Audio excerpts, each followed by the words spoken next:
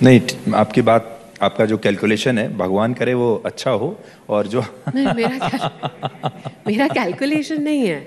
मेरे many people here I am sure who believe in hard facts, hard fact. एक calculation तो ये है। और दोबारा अगर, क्योंकि अभी अभी उनके नए प्रदेश अध्यक्ष जी ने उद्घोष किया है, 22 में उसी इलाके की इंचार्ज श्रीमती वाड्रा थी। तो अगर अजय जी को लगता है कि श्रीमती वाड्रा से बेहतर वो संगठक हैं, मैं तो उसका स्वागत करूंगी, आइए आजमा लीजिए। सो वी हैव फॉट मालिक। कई बार ऐसा लगता है स्मृति जी कि आपका जो विभाग है वो तो है ही, जो मंत्रालय आपको दिया हुआ है, लेकिन गांधी परिवार का विभाग भी लगता है पार्टी ने आप ही को दिया हुआ है। ये आपका एडिशनल चार्ज है। नहीं, ऐसा गांधी नहीं परिवार ऐसा नहीं है। देखिए, तुलनात्मक दृष्टि से मैं जिसके सामने लड़ी हूं, मैं उसी के संदर्भ में कोई ना कोई तथ्य आपके सामने रख सकती हूँ। तो उनके संगठन का, उनके नेतृत्व का ब्रवाडो कह लीजिए या उनका अधिकार कह लीजिए, वो बोलेंगे। मैं बड़ी विनम्रता से कहती हूँ, हम मालिक से लड़ चुके हैं। पर जब आप कोई भी, चाहे खेल हो या राजनीति हो, आपका जो प्रतिद्वंदी होता है उस पर आप हमेशा नजर रखते हैं और देखते हैं कि उस कैंप में क्या हो रहा है जी। अब जो गांधी परिवार का और कांग्रेस का कैंप है वो ये कहता है कि ये 2019 वाले राहुल गांधी नहीं है, अब ये बहुत ज्यादा परिपक्व हो चुके हैं, इनका नया वर्जन आ चुका है। हरकतें कर रहे थे, इतने परिपक्व है। अब वो कहते हैं कि ये उनका नया तो वर्जन। सुधीर जी आइए, मैं आपको एक नया प्रश्न पूछती हूँ। आप मुझे बताइए कि राहुल गांधी की आर्थिक नीति क्या है? मोहब्बत की दुकान खोलना। Let's not demean. नहीं, ये उनके हर भाषण में, that's what I am saying कि let's not demean aspects about the people's future. लोगों के भविष्य के संदर्भ में और देश के भविष्य के संदर्भ में जब चर्चा करनी है तो ये बचकानी बातें हम ना करें। ठोस राजनीति पे अगर हमको चर्चा करनी है और अगर एक नागरिक इस दृष्टिकोण से एक नेतृत्व को देखे कि आप मेरे देश के लिए क्या कर सकते हो, तो मेरा स्पष्ट एक प्रश्न है कि आपका आर्थिक विजन हमारे देश के लिए क्या है। मैं बताती हूँ आज तक उन्होंने क्या बोला है। उन्होंने कहा है मेक इन इंडिया को कोई तवज्जो ना दो, इसमें दम ही नहीं है। कहा है, गलत नहीं बोल रही हूँ, कहा है। मतलब हिंदुस्तान की इनहेरेंट काबिलियत कि हम अपने देश में मैन्युफैक्चरिंग को और सुदृढ़ कर सकते हैं, अपनी इकोनॉमी को एक विराट स्वरूप दे सकते हैं, उस हिंदुस्तानी की काबिलियत पर राहुल गांधी को विश्वास नहीं है। इंटरनल सिक्योरिटी, हम कहते हैं कश्मीर से कन्याकुमारी तक भारत एक है, धारा 370 हटाओ। वो कहते हैं हम वापस ले आएंगे। क्यों?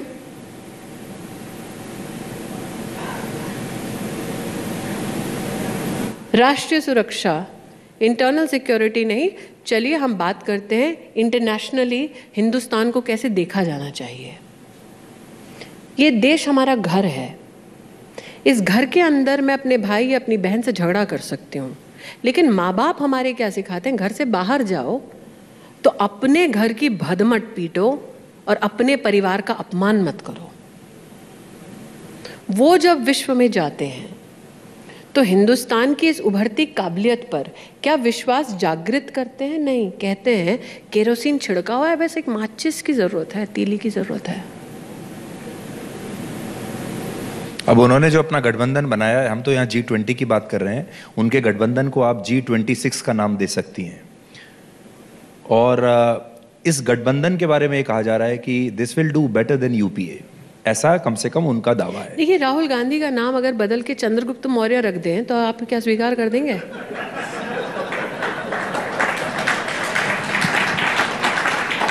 आप अगर लालू जी को अभी जलालुद्दीन अकबर कह दें तो आप क्या उनको अकबर बादशाह मानेंगे? तो ठोस मुद्दे पे आते हैं।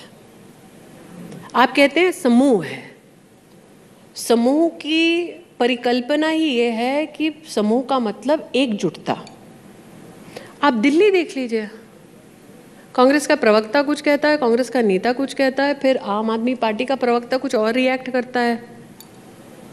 आप महिला की दृष्टि से देखिए, ठीक है, जिन लोगों ने पश्चिम बंगाल की राजनीति को थोड़ा बहुत जाना है, नबान्नो करके जगह है, ममता बंदोपाध्याय को बाल से खींच कर जो लोग सड़क पर लाकर पीट रहे थे, क्या उनके बीच में वाकई में तालमेल हो सकता है? आपको लगता है कि वो भूल गए होंगे? बट आजकल जो उन्होंने अपनी थोड़ी स्ट्रैटेजी चेंज की है, भारत जोड़ो यात्रा के बाद उन्होंने थोड़ा जनता के साथ घुलना मिलना ज्यादा कर दिया है, लोगों के बीच में जा रहे हैं। नहीं, पहले भी कभी मंडी में जा रहे जी, हैं। मैं इस बात से आपसे इसलिए सहमत जैसे जब नहीं हम बात कर रहे हैं तो अभी वो लेह में हैं और मोटरसाइकिल चला रहे हैं, आपने तस्वीरें देखी होंगी। मैं चाहती हूँ कि आप वो पृष्ठभूमि जो आप बोल रहे हैं ना, मोटरसाइकिल के नीचे की सड़क देखिए, मुझे कोई दिक्कत नहीं है। ये वही व्यक्ति हैं जो कन्याकुमारी से कश्मीर जा रहे थे, कश्मीर जाके बोल रहे थे देश में कोई गड़बड़ नहीं है, सब ठीक है। खेल रहे थे अपने परिवार के लोगों के साथ बर्फीली घाटियों में। उनके खुद के ये वचन है कि मैं कश्मीर तक पहुंचा, कहीं कुछ नहीं है, सब ठीक है। ये मेरे शब्द तो नहीं, उनके हैं। तो मोटरसाइकिल के नीचे की सड़क देखो ना, बर्फ के साथ खेल सकते हो कश्मीर में, जहां तुम लाल चौक पर तिरंगा नहीं लहरा सकते थे। इससे बड़ा प्रमाण और क्या चाहिए आपको? राहुल गांधी से हम आगे बढ़ेंगे, लेकिन बस उससे पहले आपकी एक टिप्पणी चाहता हूं। बड़ी कृपा होगी आपकी। हाँ, आप उन्हीं के सामने चुनाव लड़ना चाहेंगे अगर आपको दोबारा मौका मिले, या आप चाहेंगे कि कोई और आदमी हो? उनको आप एक वीक प्रतिद्वंदी की तरह देखती हैं या मजबूत प्रतिद्वंदी की तरह देखती हैं? जीवन में कभी भी, मेरा मीडिया में 20 साल का इतिहास रहा है, देश की राजनीति में 23 साल का इतिहास रहा है। मुझे कभी भी इस बात का घमंड नहीं हुआ कि मेरी उपलब्धियां क्या है।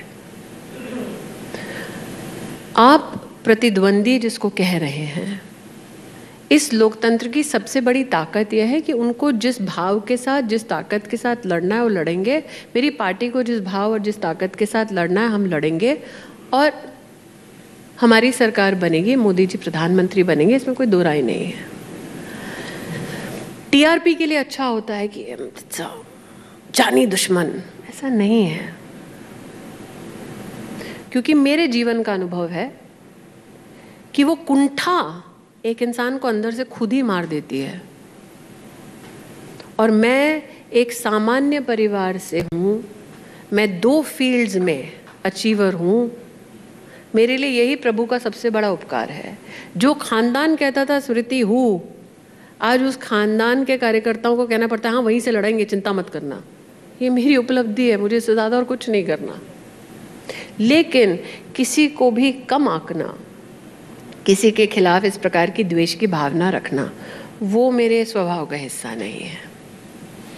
अब मैं 2 मुद्दों पर आता हूं और दोनों एम से शुरू होते हैं, और ये 2 एम जो हैं वो हो सकता है कि आपको काफ़ी परेशानी में डालेंगे अगले चुनाव में। एक एम है मणिपुर और दूसरा एम है महंगाई। और ये 2 चीज़ें ऐसी हैं जो कि आपके खिलाफ ज़रूर उठेंगी, चाहे आप अपना चुनाव लड़ें कहीं से भी या पूरी सरकार जब पार्टी चुनाव लड़ेगी। मणिपुर पर आपने ज़रूर फ़ोन किया, आपने बताया कि मैंने फ़ोन किया मुख्यमंत्री से। वो मेरा अधिकृत अधिकार नहीं था। लॉ एंड ऑर्डर स्टेट का विषय है और राष्ट्रीय स्तर पर गृह मंत्रालय का विषय है, लेकिन एक महिला के नाते मैंने एक फ़ोन ज़रूर किया था। मैं दोबारा कहती हूँ, वो मेरा कॉन्स्टिट्यूशनल मैंडेट नहीं था, लेकिन मैंने निश्चित रूप से आउटरीच किया। तो हम जब G20 में महिलाओं की बात करते हैं, जब हम संसद में महिलाओं की बात करते हैं, और फिर उसी समय मणिपुर में महिलाओं के साथ ये हो रहा होता है जी, तो ये कितना बड़ा विरोधाभास हम देखते हैं इसको? मुझे लगता है कि इस बात को हम स्वीकार करते हैं, और गृह मंत्री जी ने सदन में इस संदर्भ में स्पष्ट अपना वक्तव्य दिया कि ये चुनौती की पृष्ठभूमि एक इतिहास में है जिसका वर्णन उन्होंने उधर किया था। विषय ये है कि अगर आपके पास कानून के उल्लंघन का कोई एविडेंस है, तो आपने त्वरित रूप से उस एविडेंस को क्यों नहीं उन अधिकारियों को दिया जो इंसाफ सुनिश्चित कर सकते थे। फॉर इंस्टेंस, गृह मंत्री जी ने बार बार कहा कि आंतरिक सुरक्षा का विषय गृह मंत्रालय से संबंधित है, कृपया करके हमसे चर्चा कीजिए। हर पृष्ठभूमि पर सदन में, सदन के बाहर बार बार कहते रहे। लेकिन क्या आपने देखा जब वो बोल रहे थे, कांग्रेस पार्टी ने इस प्रकार से इसको प्रस्तुत किया देश के सामने कि एक प्रमुख मुद्दा है, इस पे हम चर्चा चाहते हैं, हम जवाब चाहते हैं। जब गृह मंत्री बोल रहे थे तो सोनिया जी, राहुल जी दोनों नहीं थे। क्यों? गंभीर मुद्दा है, चर्चा कीजिए, आंतरिक सुरक्षा से है। आपने मुद्दा उठाया, सामने जवाब देने वाला खड़ा है, लेकिन आप उपस्थित नहीं हैं। जब देश के प्रधानमंत्री बोल रहे थे तो राहुल जी मुस्कुराते हुए चले गए थे, बीच में आए थे 2-3 मिनट, सोनिया जी ने वॉकआउट कर दिया। क्यों? सामने से कह रहे हैं घेरो, बोलो, बात करो। तो क्या मुद्दा इसीलिए उठाया क्योंकि अरे मोदी को फंसाना है, या मुद्दा इसलिए उठाया क्योंकि ये आंतरिक सुरक्षा का विषय है, लेट्स टॉक अबाउट इट। कि भाई अगर लोग बॉर्डर पार करके आ रहे हैं, आपने म्यांमार से बात की है, तो क्या बात की, पूछो, बात करो। नहीं की। प्रश्न उठता है कि दोनों लोग बोलने को वहां पर सदन में उपस्थित थे, देश के प्रधानमंत्री, देश के गृह मंत्री, आपने इस बात को तवज्जो नहीं दी, आप थे नहीं वहां। महंगाई की आप बात करते हैं, चूंकि आप रिसर्च में विश्वास रखते हैं, आप साल 2012 से 14 के इन्फ्लेशन के डिजिट्स ले आइए। 9 बार इन्फ्लेशन डबल डिजिट में था, तब कोई कोविड नहीं था। कोविड में ग्लोबल इकोनॉमीज में कोलैप्स हो रहा है, इम्प्लोड हो रहे हैं, डेट्स बढ़ रहे हैं, इंटरेस्ट रेट्स बढ़ रहे हैं, इन्फ्लेशन बढ़ रहा है, लोग सामान्य स्थिति करने का प्रयास कर रहे हैं। आपके देश में और किसी देश में ये नहीं है। 80 करोड़ लोगों को पिछले 2-2.5 साल से मुफ्त का अनाज मिल रहा है ताकि उनका संरक्षण हो सके, जबकि आपके टैक्स का 1 रुपया नहीं बढ़ाया सरकार ने।